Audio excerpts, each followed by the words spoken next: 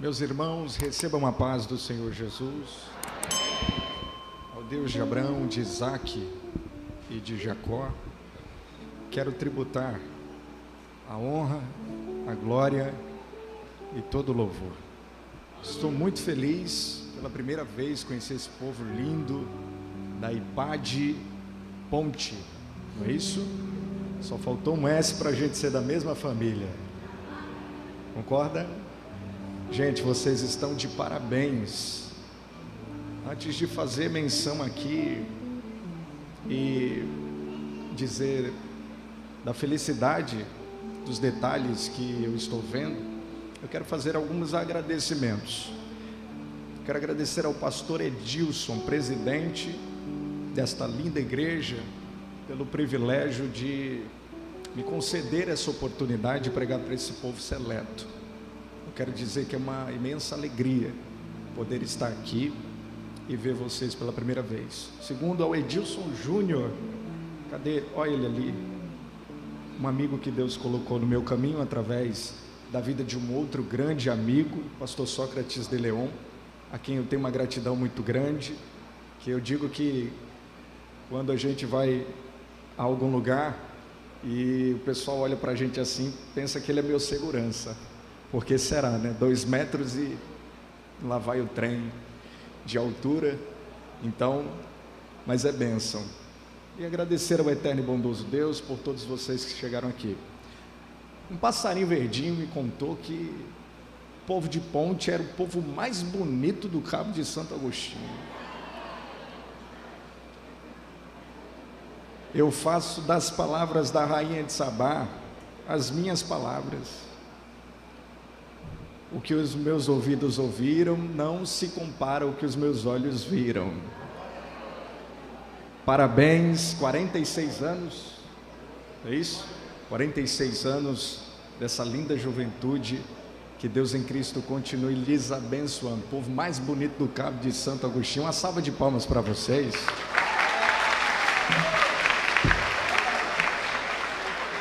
Eu cheguei aqui e eu já vim com as cores do evento.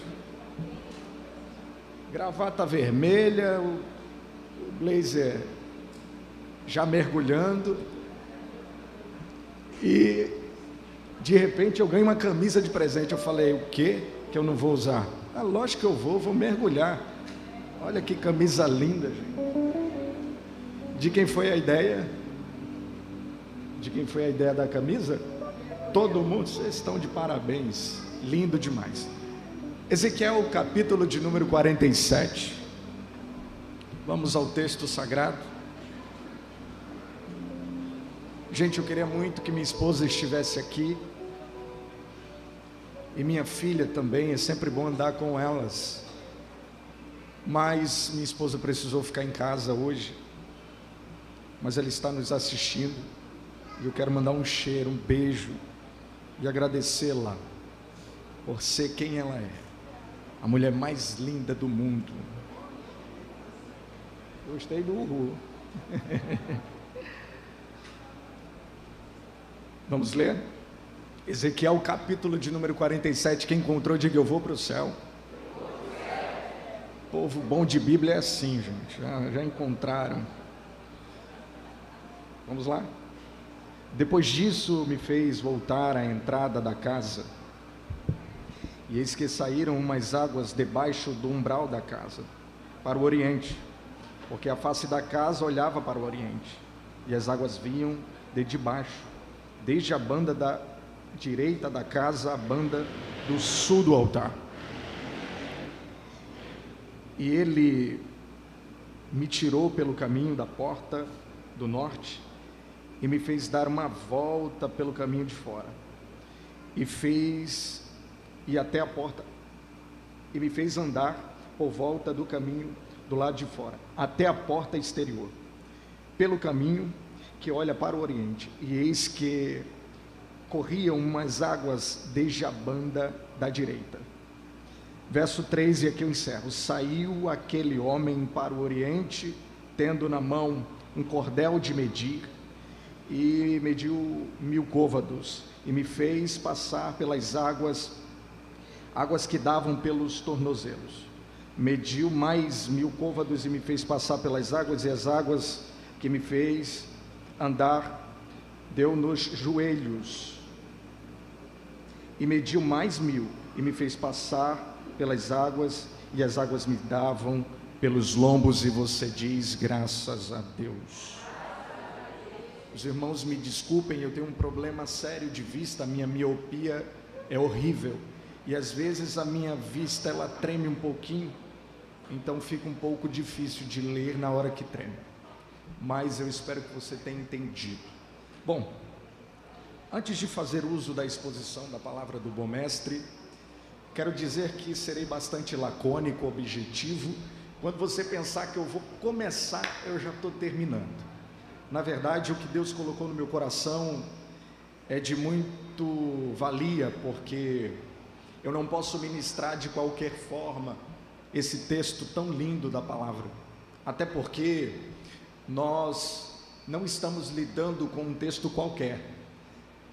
Poderíamos pregar ou falar, discorrer dentro desse texto de inúmeras formas, mas nós estamos lidando com uma festividade de jovem, e o jovem ele é pragmático, ele é prático, ele é objetivo, e hoje eu quero pregar com objetividade.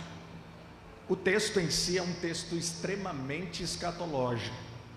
Quem já participa de simpósio bíblico ou coisas do tipo, já deve ter lidado com esse texto, direta ou indiretamente, principalmente se você é apaixonado pelo texto no âmbito da escatologia bíblica ou do estudo das coisas vindouras. Na verdade, esse texto ele pode sim ser pregado de forma profética, de forma prática, e é dessa maneira que o Espírito de Deus ele tem me conduzido na noite de hoje para ministrar a vocês. Mas antes, eu tenho que fazer um adendo às palavras que acabei de falar a vocês, pelo fato de que pregar sobre Ezequiel não é uma tarefa fácil. Ezequiel e o seu livro, nós estamos lidando com um dos livros mais difíceis de se ministrar, de pregar, pela linguagem, pela linha interpretativa, mas quando lido e interpretado da forma que se deve interpretar, você tem uma das mais extraordinárias oportunidades interpretativas, vivas e alusivas, de receber de Deus uma revelação de verdade. E aqui está. Para entender Ezequiel, eu preciso contextualizar o Antigo Testamento e sua história, para chegarmos no capítulo de número 47. À guisa de introdução, é importante lembrar que este cidadão, ele nasce ali por volta do ano 600 aproximadamente, porque nós estamos lidando com textos antigos, então nós não podemos ser exatos, então é aproximadamente 622. Nesse período o profeta Jeremias já estava em Judá e Jerusalém, pregando que haveria um exílio, haveria um cativeiro, e que o cativeiro teria começo, teria meio, mas também teria fim. Dado que o cativeiro, nós sabemos que foi o cativeiro babilônico, que manietou, que prendeu essa estrutura que Deus tinha preservado durante vários períodos de impérios que vêm antes, por exemplo, do Império Babilônico. Mas a verdade é que esse texto nos apresenta alguém que nasce dentro de um contexto de dificuldade. A dificuldade era tanta que o seu nome, junto ao nome do seu pai, contrastam, dão uma distinção, a diferença de uma época para outra. Por exemplo, o nome do seu pai é Buzi. Buzi, a tradução do nome do seu pai significa desprezo. Logo, o nome de Ezequiel tem um significado plausível. Se o seu pai chama-se desprezo, o seu nome também vai indicar algo importante. E eu peço para que você se apegue com isso para entender esta introdução. O nome do seu pai é desprezo. Já o seu nome é Deus fortalece. Deus fortalece. Deus fortalece. Espera aí, de fato nós estamos diante de um grande contraste. E lógico, por que existe esse tipo de informação para que nós possamos entrar na história? Primeiro, o judeu, ele segue o princípio de onomatancia, uma espécie de profecia ou adivinhação através do nome. Baseado nisto, você tem, por exemplo, alguém que nasce dentro de um contexto esse difícil de se viver, e ali você tem estabelecido uma profecia comportamental social. Era natural para Israel fazer isso com os filhos indicando não o futuro apenas, mas os fatores presentes da sociedade. E é fato que o que vai acontecer com Buzi é que o seu pai, quando entende que há um período difícil dentro da nação e coloca o nome do seu filho de desprezo.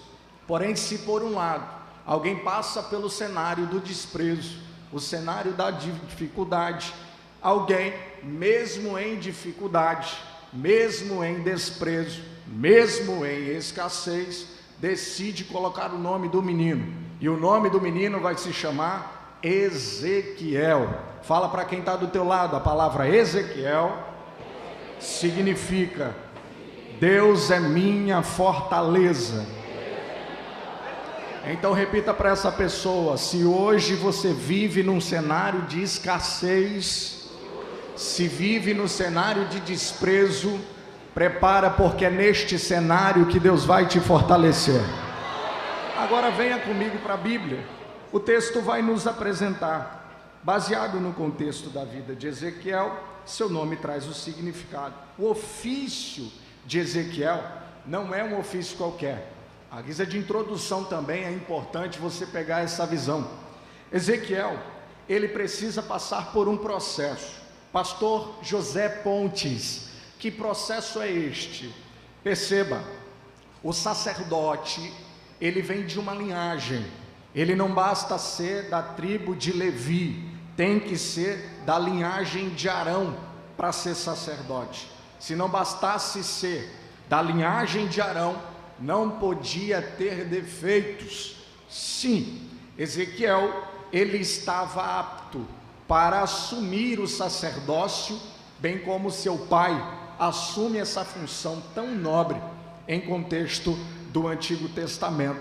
Agora perceba uma coisa, Ezequiel, ele precisa se preparar, e essa preparação ela não pode ser de qualquer forma. Só aos 25 anos de idade, Ezequiel pode assumir o ministério sacerdotal, e incompletamente. Por quê, pastor?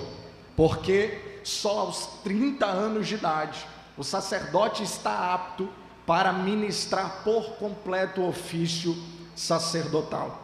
O sacerdote, ele tinha que ter um conhecimento vasto na área da medicina humana, na área da medicina veterinária, no direito, na legislação do seu povo e na psicologia.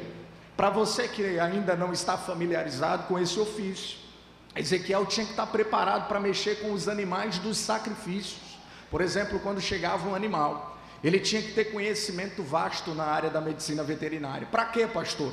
Para olhar e identificar se o animal ele era perfeito ou não, se servia ou não para o sacrifício. Em segundo lugar, ele tinha que ter conhecimento na área da medicina humana, por exemplo, em questões de julgar doenças de pele, como lepra. Existiam aproximadamente 30 tipos de lepra na sua época. Imagine você, ele identificar e deferir a pena para aquele que vai voltar, ou que vai e fica na região onde os leprosos ficam do lado de fora da cidade. Então nós não estamos falando com alguém que começou um processo que nasce na segunda e no domingo já está pronto. Muito pelo contrário, são 25 anos se preparando, buscando, ministrando, ouvindo ministrações, aprendendo para desenvolver esse ministério tão profundo que é o ministério sacerdotal. Se isso não bastasse, no dia da purificação, ou mesmo entendendo o conceito de legislar, por exemplo, de julgar, deferir causas de punição, de pena de morte ou coisas do tipo, ele precisava estar pronto. Além de ser perfeito, este homem precisa estar pronto. Para quê, pastor? Ele tem que estar pronto para o dia da purificação. Sangue na orelha, não pode ouvir qualquer coisa. Sangue na palma das mãos, não pode colocar as mãos em qualquer lugar. Sangue no dedo do pé, indica os passos do homem bom que são confirmados segundo o salmista Davi. Então este homem não está estabelecido em qualquer lugar, ele não pisa em qualquer lugar, ele não ouve qualquer coisa e ele não pega em qualquer lugar. Ele não pisa em qualquer lugar, ele não ouve qualquer coisa e ele não pega em qualquer lugar. Deus me trouxe aqui como profeta na noite de hoje. Para quê, pastor? Para profetizar que na cidade de Ponte dos Carvalhos, que fica localizado em Cabo de Santo Agostinho, Deus está levantando uma geração de Ezequiel. Para quê? Para pegar apenas naquilo que é santo, para ouvir aquilo que é santo, para pisar em lugares santos. Diga para duas pessoas: não pise em qualquer lugar, não fale com qualquer coisa, não ouça qualquer coisa. Diga: a sua mão é separada, santificada, você é de Deus.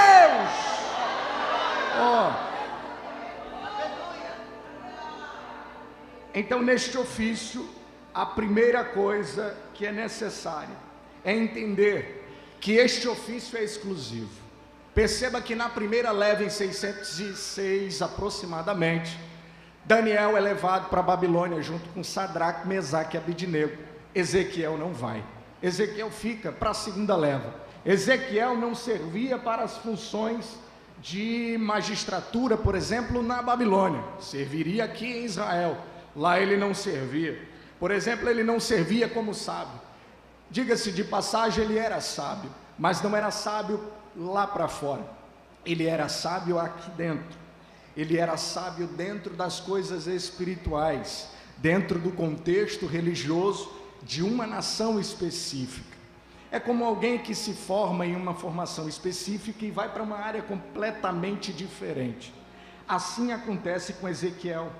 O problema é que ele é cativo na segunda leva, e é neste cativeiro que Deus decide se revelar a este homem. Eu vou repetir isso aqui porque isso é muito forte. No capítulo 1, no verso de número 1, o texto vai dizer que no 30º ano, no 4º mês, no 5º dia do 4º mês, no 5º dia do mês, estou eu no meio dos cativos. A palavra cativos é golam, que traz uma ideia de pluralidade da palavra, ou seja, é como se esse ofício fosse um ofício coletivo, um ofício que qualquer um pode fazer. Dado algumas deficiências, não tem problema, todo mundo pode fazer o que ele está fazendo na Babilônia. Ele deixa um ato exclusivo a um grupo seleto para fazer o que todo mundo faz, ou seja, ele é chamado, considerado um qualquer em Babilônia, uma pessoa qualquer. É assim que acontece. Ele vai para a Babilônia e é considerado pequeno, irrelevante, não tem propósito. A vida de alguém irrelevante e que trabalha onde qualquer pessoa pode trabalhar, ou fazer o ofício que qualquer um pode fazer. O que é mais bonito disto é que, mesmo insignificante para a Babilônia, Deus decide se revelar para Ezequiel.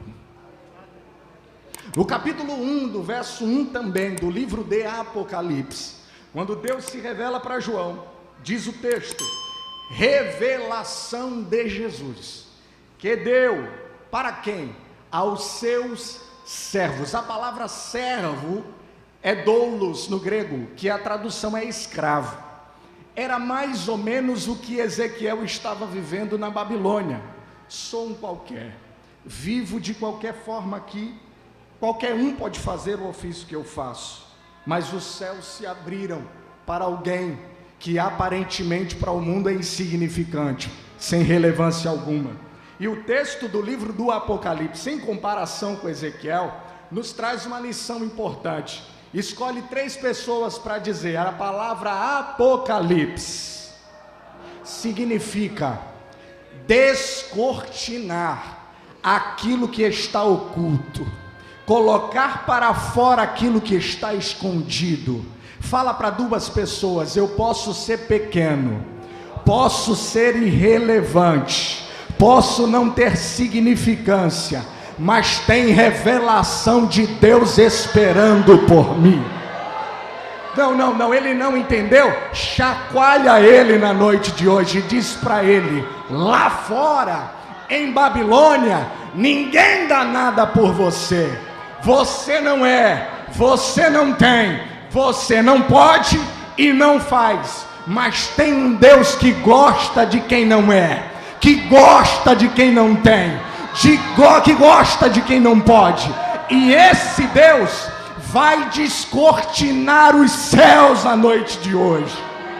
A palavra Apocalipse significa revelar aquilo que está oculto. Diga para quem está do seu lado: nada vai ficar escondido aos teus olhos.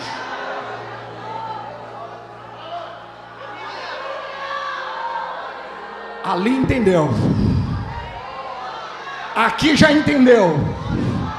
Prega para 3 pessoas, diz assim: prega a Deus na minha boca e manda eu profetizar para você. Nada vai ficar oculto aos teus olhos. Você pode ser pequeno, mas teu Deus é grande e te revela.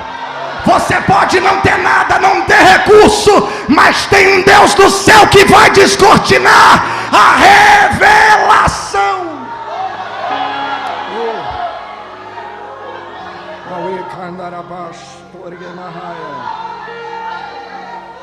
Estou sentindo uma graça aqui.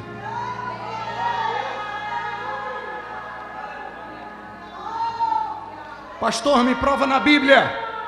Isaías, insignificante, vendo o trono vazio, um rei leproso, tudo desgovernado.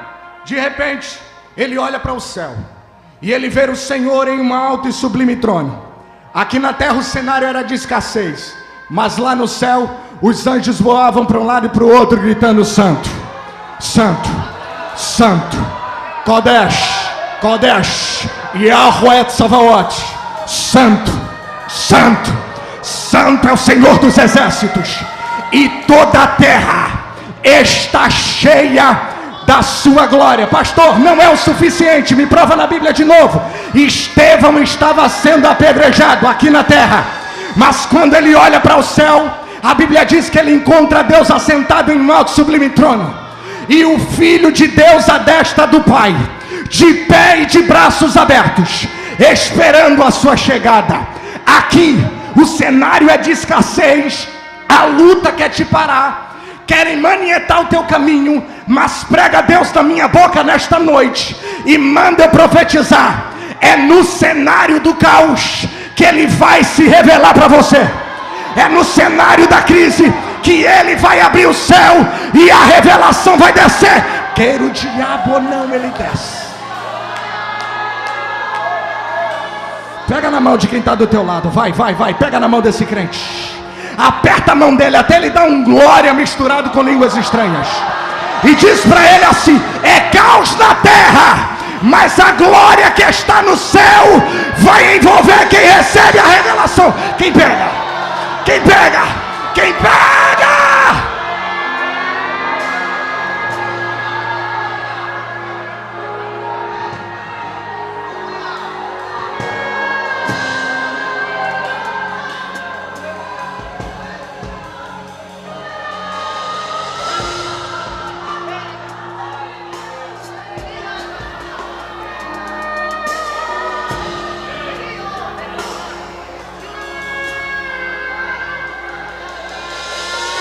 Do capítulo de número 1 ao capítulo de número 3, o texto vai revelar o chamado de Ezequiel. Do capítulo 4 ao capítulo de número 24, você tem o acompanhamento do juízo sobre Jerusalém. Do 25 ao 32, o juízo às 7 nações que manietaram contra Israel e o povo de Deus. E do capítulo 33 ao 48, você tem a estruturação do templo, você tem a estruturação do retorno do povo e o cumprimento, tanto contemporâneo quanto escatológico, da reconstrução de Jerusalém e de Israel como um todo. Perceba que no capítulo de número 47, eu quero ler, o texto diz assim, que saiu aquele homem para o Oriente, tendo na mão um cordel de medir, e ele mede 1000 côvados. E ele mede 1000 côvados. E ele me fez passar. Ele me fez passar. Eu fico pensando, gente, por que Deus ele se apresenta na figura de um homem?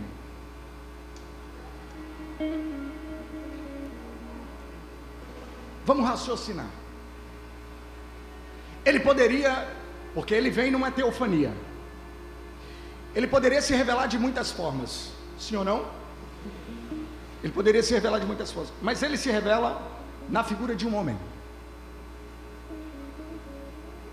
Perceba que Deus faz questão de fazê-lo passar, mas ele não vai passar com qualquer pessoa ao seu lado. Primeiro, ele vem na figura de um homem, e a palavra ish no hebraico aparece, e eu quero fazer uma exegese disso aqui para você entender. A palavra ish, ela tem o seu significado trazendo a ideia de homem, homem físico, homem, na sua estruturação genética masculina, e também nas suas questões sociais, baseadas nessa tradução da palavra ish.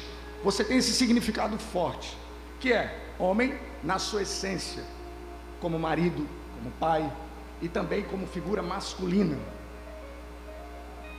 Nós estamos diante de um homem que perdeu a esposa, nós estamos diante de um homem que seu pai já vive um cenário de escassez, mas ele recebe uma revelação. E a primeira coisa que acontece é que este homem se revela para ele. Então eu tenho 2 caminhos aqui. O primeiro caminho é te explicar sobre o homem. Por que da figura do homem? A palavra ish aparece aqui, não é por acaso. Não é por acaso. Primeiro, a palavra ish, ela está aqui para nos indicar que Deus na teofania, ele vem da forma que ele quer, e ele quis vir como homem.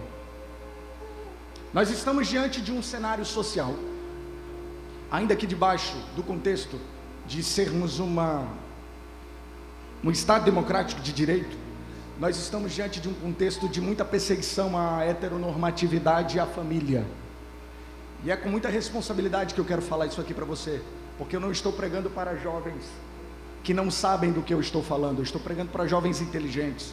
Alguns de vocês estão na faculdade, outros estão concluindo seu ensino médio, outros já terminaram faculdade, já atuam no mercado de trabalho, outros trabalham no ambiente docente. E é incrível como hoje nós temos a desconstrução da heteronormatividade. Para muitos é normal, mas um jovem cristão, ouvindo os questionamentos, a princípio, de alguém que quer viver essa desconstrução, é importante você ter um esclarecimento disso aqui. Deus quis se revelar como homem. Por quê, pastor? Primeiro, a figura do homem dentro de uma casa não é qualquer figura. A palavra pai é Abba no hebraico. Junta-se 2 palavrinhas, a palavra a letra Aleph e a letra Beit. A letra Aleph indica força ou sacrifício, e a letra Beit indica casa. Daí a tradução da palavra Beit El, ou Beit El, Betel, casa de Deus.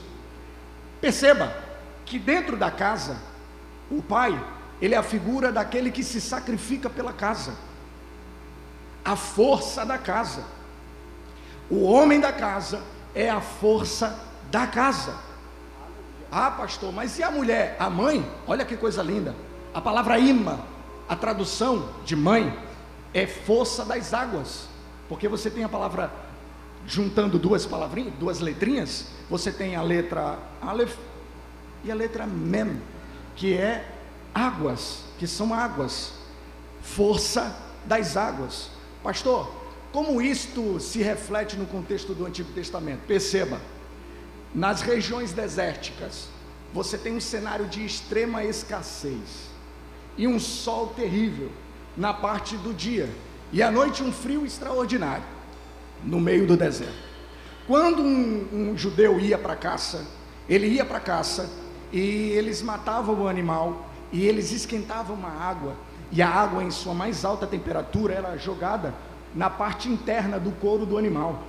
Então a água em sua força maior, quando jogada no couro do animal, na parte de dentro, e juntava uma parte com outra da pele, nas partes de dentro, virava um cobertor. Então nasce a palavra mãe, baseado na força das águas, ou aquela que traz o acalento e o cobertor no dia do frio. Perceba que a figura da mãe, ela está intrinsecamente ligada com as águas. A figura do pai está intrinsecamente ligada com a casa e a força e a resistência da casa. Ambos exercendo suas funções, eles juntos promovem o grande propósito da vida e da existência de muitas coisas, que é a família, a heteronormatividade partindo da família. Nós estamos diante de uma afronta, nós estamos diante de uma guerra, e eu sou guerreiro, irmão, eu não tenho medo, e eu quero profetizar. Baseado em quê, pastor?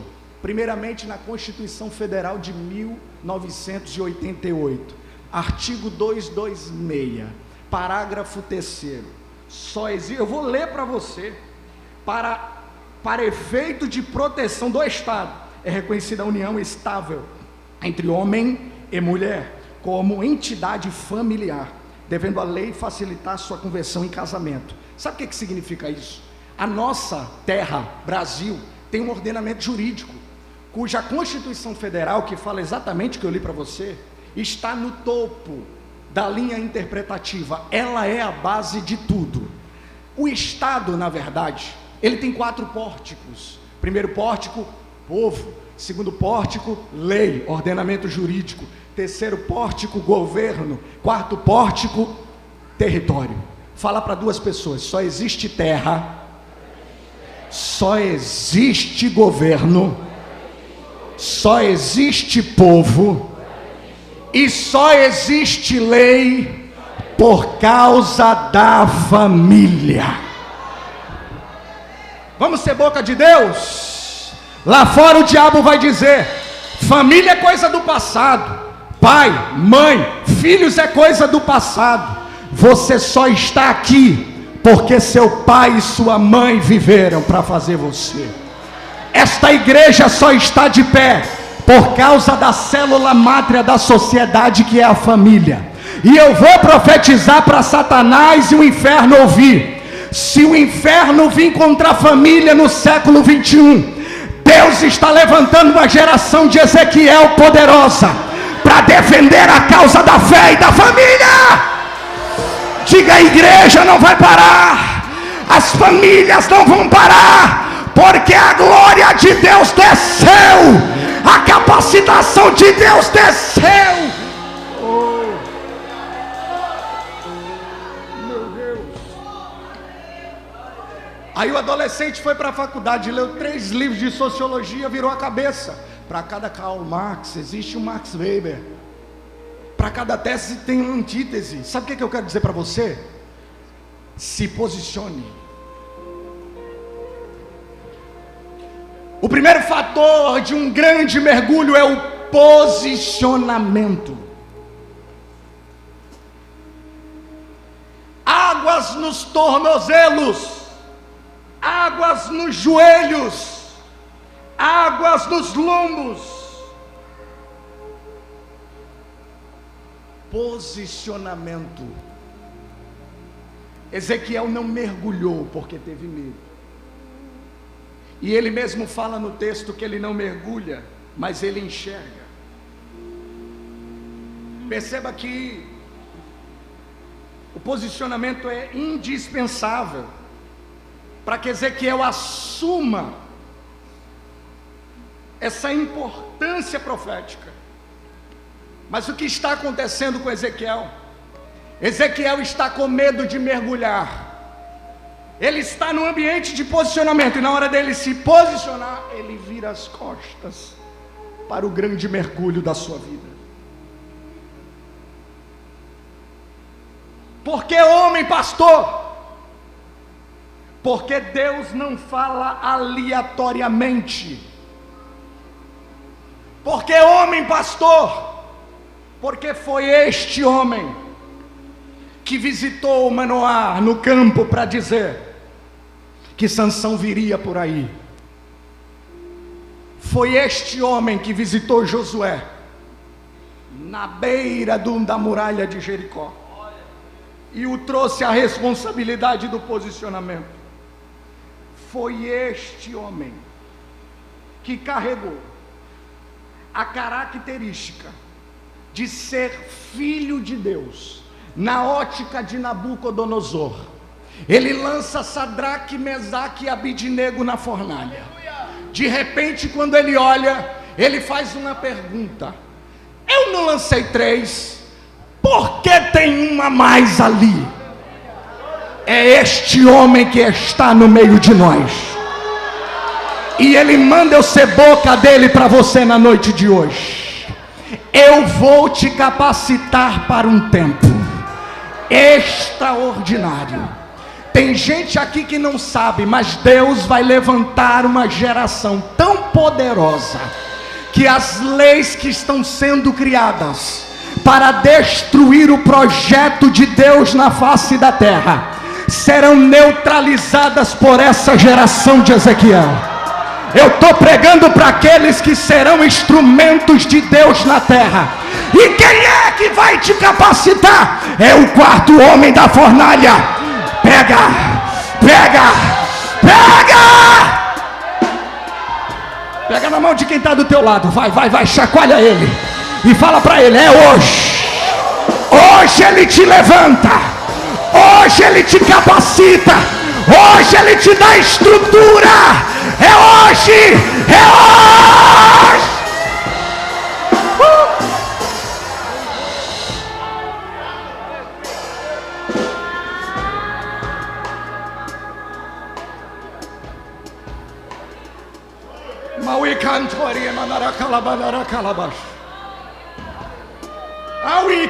Eu já vou continuar, mas tem vasos aqui. Sabe aqueles vasos que já vem de estampado para a igreja para receber azeite? Há uma unção do Espírito tomando conta dessa igreja. E Deus manda profetizar que é uma unção de capacitação. Deus desceu na Ipade Ponte na noite de hoje para capacitar você, para encher você. Se tem vaso destampado aqui, receba esta unção agora. Pega, pega, pega.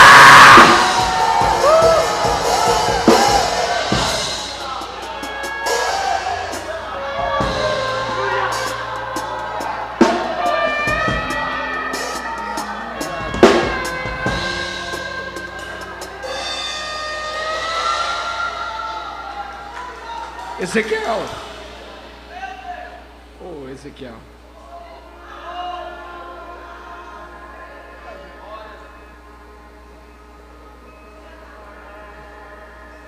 Eu estou com um negócio de Deus aqui para compartilhar contigo. Ele me fez. Ezequiel não quer. Mas o detalhe maior é que o cordão de medir está na mão do homem. E ele está dizendo: 1000 côvados. E Ezequiel vai. Mas 1000 côvados, Ezequiel vai. Mas 1000 côvados, Ezequiel vai. E ele vai. E ele vai. Não é 1.100, não é 1.001, é 1.000. Fala para quem está do teu lado: respeita os teus limites.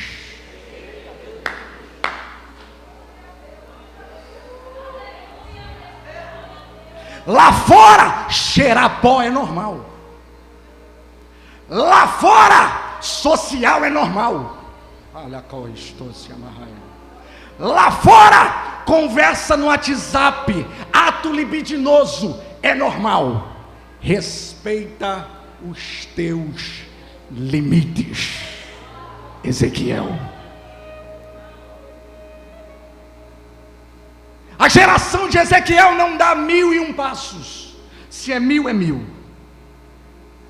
Nós estamos falando de alguém que obedece exatamente a medida do homem do cordão.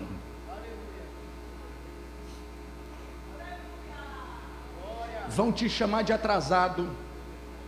Lá na faculdade vão te chamar de retrógrado. Vão dizer que você não serve para algumas coisas atualizadas. Mas sabe o que Deus manda eu te dizer na noite de hoje? Respeita os teus limites.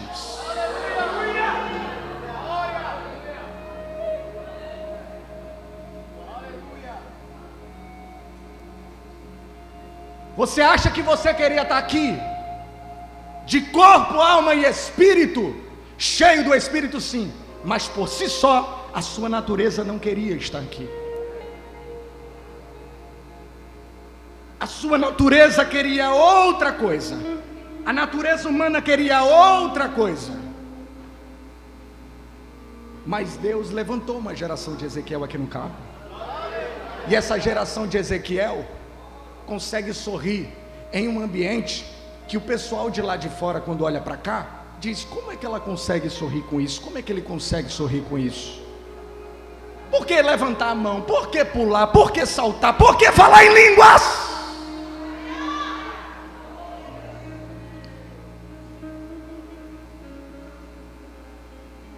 Aqui tem uma geração que respeita os limites. Agora perceba uma coisa.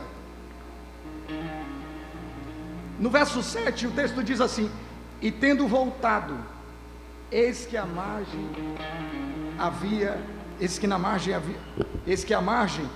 do rio havia uma grande abundância de árvore.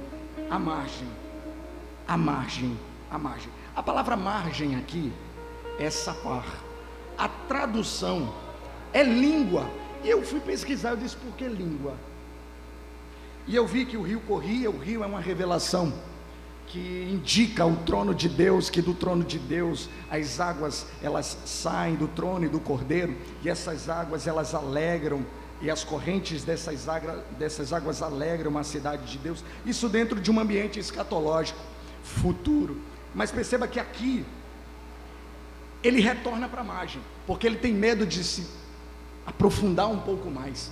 E aí o texto vai dizer que quando ele chega à margem, ele enxerga as coisas que acontecem como resultado das correntes dessas águas, ou dessa água forte que está à sua disposição. Sabe o que vai acontecer? A palavra língua aparece. Língua, pastor? É.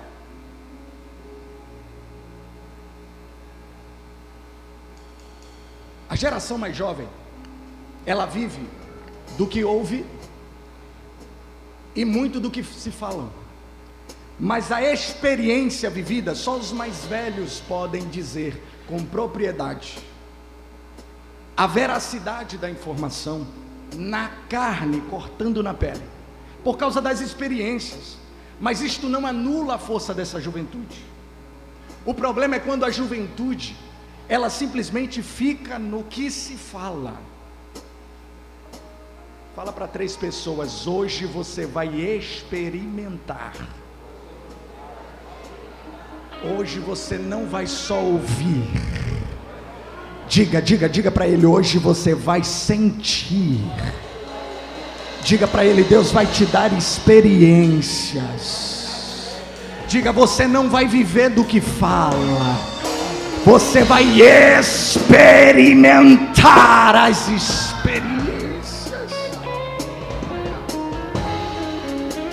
É Lucas quando escreve que ele diz assim: eu me propus a escrever os fatos na ordem do qual Jesus passou a fazer e a ensinar. A palavra fazer aparece, apoio, e ensinar, didasco, daí a palavra didática. Traduzindo, quer dizer, Jesus fez para falar. Diga para quem está do seu lado: chega de viver do que se fala, chega de viver do que se ouve. Diga assim: a partir de hoje é fazer para falar, é fazer para falar.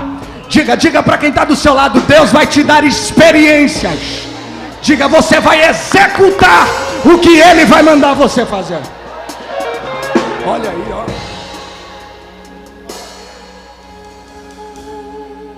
Ezequiel, e eu já corro para o final. As experiências, elas são indispensáveis e necessárias. Ezequiel está na beira do rio Quebar, fazendo o que ninguém fez, sendo tratado como um qualquer. Você pode fechar os seus olhos só por alguns instantes? Ezequiel sou eu e você. Faça uma reflexão agora. Fazendo o que todo mundo faz, inexpressivo, poucas experiências, mas o rio do Espírito vai te proporcionar, Ezequiel, uma experiência extraordinária com Ele. Eu vou te contar uma experiência que eu passei. Eu estava vindo de Brasília, Distrito Federal, com a minha esposa e com a minha filha, e no retorno para cá, para o estado de Pernambuco, nós estávamos numa região que a sinalização não estava muito boa. E aí, ao vir para cá, nesse meio termo, nesse caminho, eu vinha numa velocidade tranquila, numa velocidade boa, e de repente os carros que estavam na faixa da velocidade, na faixa da esquerda, começaram a vir para o lado de cá, e eu continuei na faixa de cá porque dava para continuar. Só que a sinalização já estava indicando para entrar, mas não estava na sinalização essa indicação, porque foi uma sinalização um pouco mal elaborada naquela região, naquele lugar. E de repente, quando eu olho, me veio um ônibus enorme na frente. Estava eu, minha esposa e minha filha. Só deu tempo de entrar, jogar a segunda marcha, pegar a direita e encaixar o carro. No caminho vindo para cá, eu estava um pouco decepcionado com algumas coisas que estavam acontecendo comigo. Só que o Espírito de Deus, no mesmo momento que Ele me deu o livramento, Ele me fez pensar na oração que eu fiz quando saí de Brasília, vindo na rota de Correntina do Distrito Federal, onde eu peguei o cinto de segurança em um ato de fé. Eu prendi o cinto de segurança e falei assim: Jesus, eu sou o piloto, mas guia este carro. Nós estamos debaixo das tuas asas, escondidos para a glória do teu nome.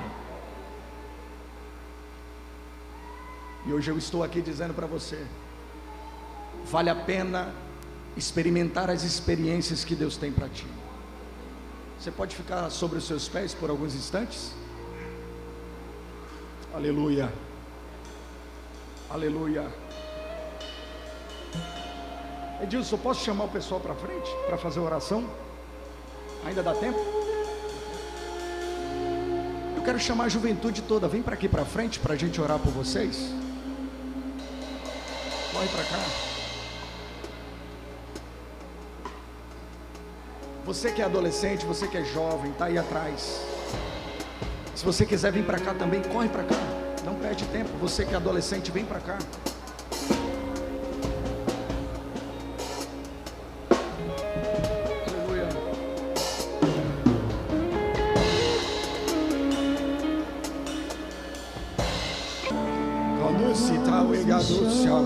Sobre as águas, onde os meus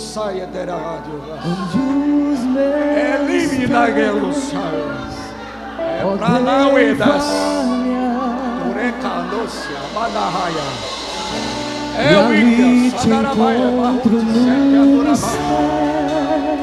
E daqui Manaracalabaia. Alma, Mergulha, confia. mergulha, mergulha. Ao teu nome clamarei. Quem não é batizado com o Espírito Santo começa a glorificar. Além das ondas, Deus está te capacitando para falar uma língua que você nunca falou. se uma presença mente Vai ministrando aí onde você está. Usa a ousadia. Edilson, chama esses meninos agora para profetizar. Coloca a mão na cabeça desses jovens, porque Deus quer derramar uma unção poderosa.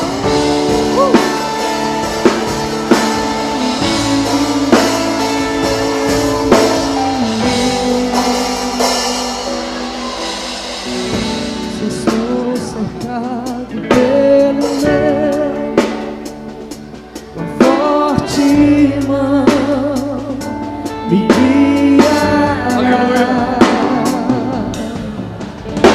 E ali te encontro no mistério, em meio ao mar, confiarei ao teu nome clamarei. E além das ondas, se o mar crescer, Que não haja silêncio aqui neste lugar. Quem tem glória, dá glória. Quem tem aleluia, dá aleluia. Quem é batizado com o Espírito Santo, receba uma descarga de glória. Agora, agora, agora.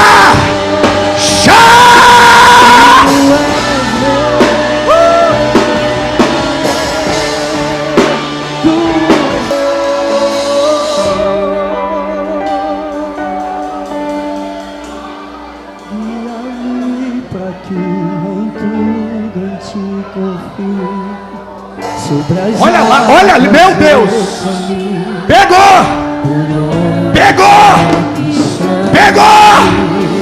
A presença do Todo-Poderoso vai te encher, vai te encher. Pega, pega, pega. onde quer que esteja, leva-me no assunto do que já estive. Huracando, rebacando, rabacalabaia. Uribicando, rebacando, ramandaracabaia. Araio, semando, queimando. Tu queimacando, queimacando, rabá.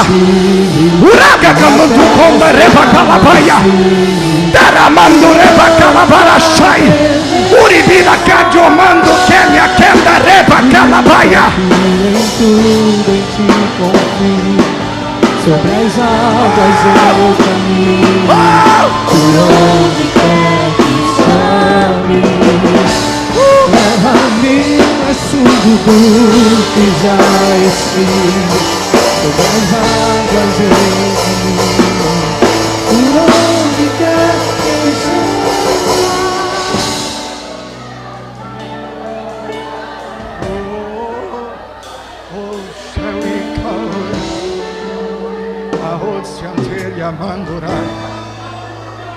Esconda-me em ti, esconda-me em ti, nas águas do teu amor.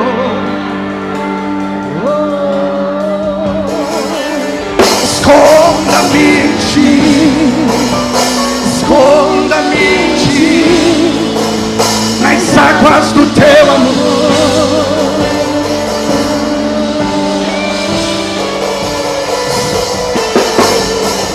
Como eu amo seu nome, tens o nome mais lindo que eu conheço.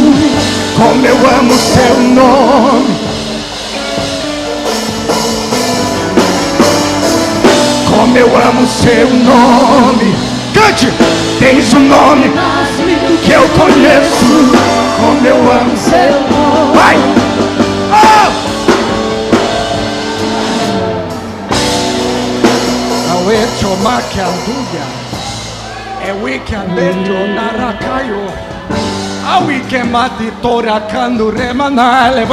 Levante a mão do seu irmão junto com a sua assim agora. Pega na mão desse crente agora. Levante a mão dele junto com a sua. Levante. Levante. Ai, meu Deus. Fala para o inferno ouvir. Queira o diabo ou não queira. Fala para Satanás ouvir. Goste o diabo ou não goste.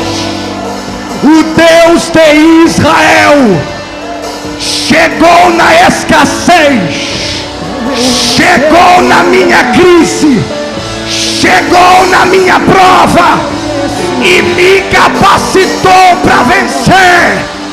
Diga para o diabo ouvir: a partir de hoje ninguém me para. Abre a boca, abre a boca. Como eu amo seu nome. Cante. Tens o nome do que eu conheço. Como eu amo seu nome.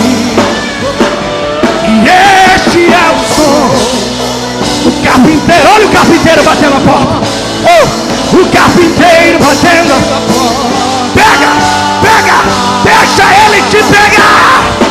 Oh, oh, oh. O carpinteiro batendo a porta. O carpinteiro batendo a porta.